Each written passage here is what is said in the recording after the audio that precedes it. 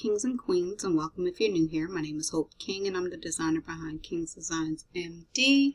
Today I am just going to show you how to create some candy digital paper.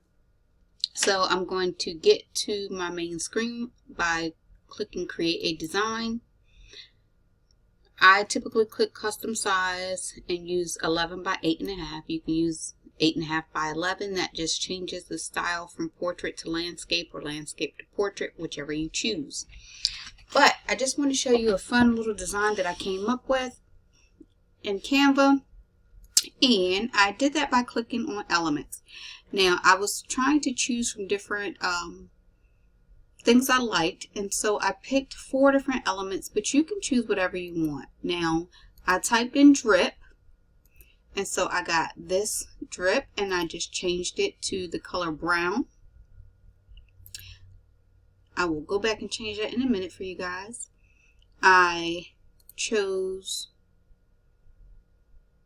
this cookie and I also changed the color elements in the cookie. And then I used this chocolate and I use a chocolate bar.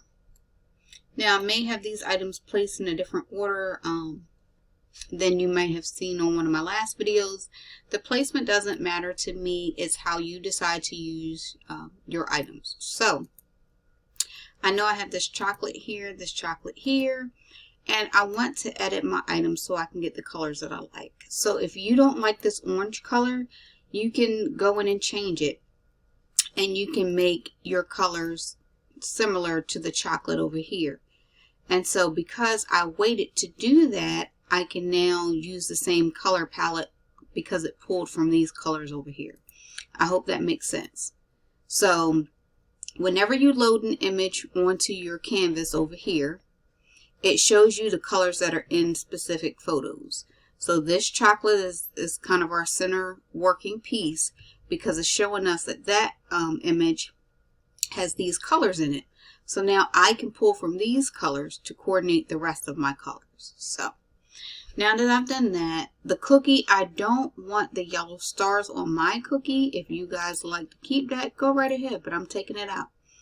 So now I have 4 elements on my canvas. I can put them how I like, and I typically, try to keep stuff on the edge lines so I know where my items are. But I am going to highlight over my items.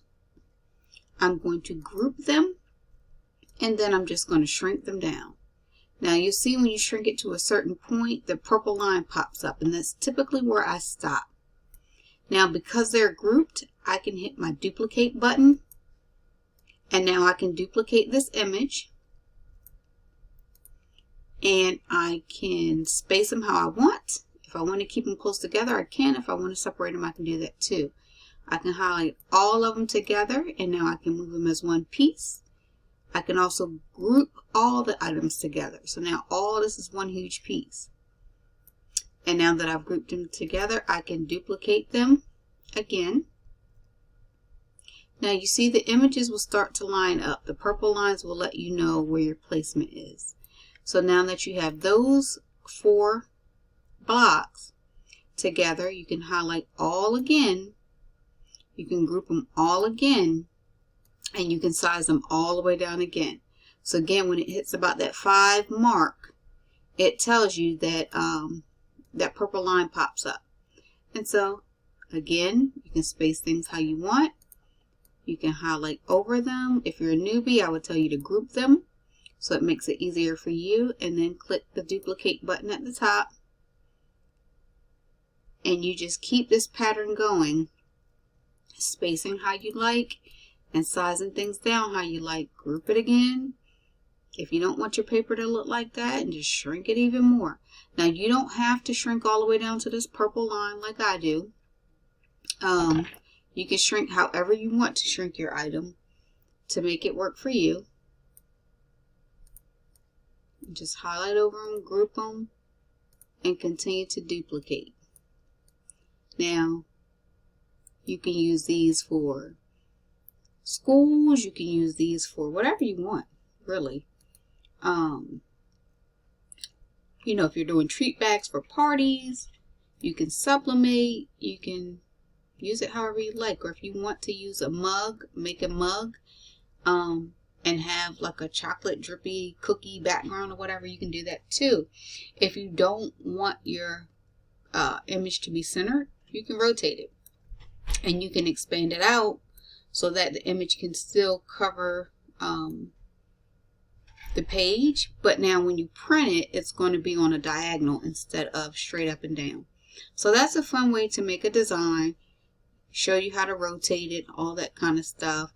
And like I said, you can do this with any image, just like I did this with the cookie image. If I chose these glasses and I changed the colors or had different styles of glasses, I could do the same thing with that. So I hope this helped somebody. Remember to like, comment, and subscribe, and you guys have a great day.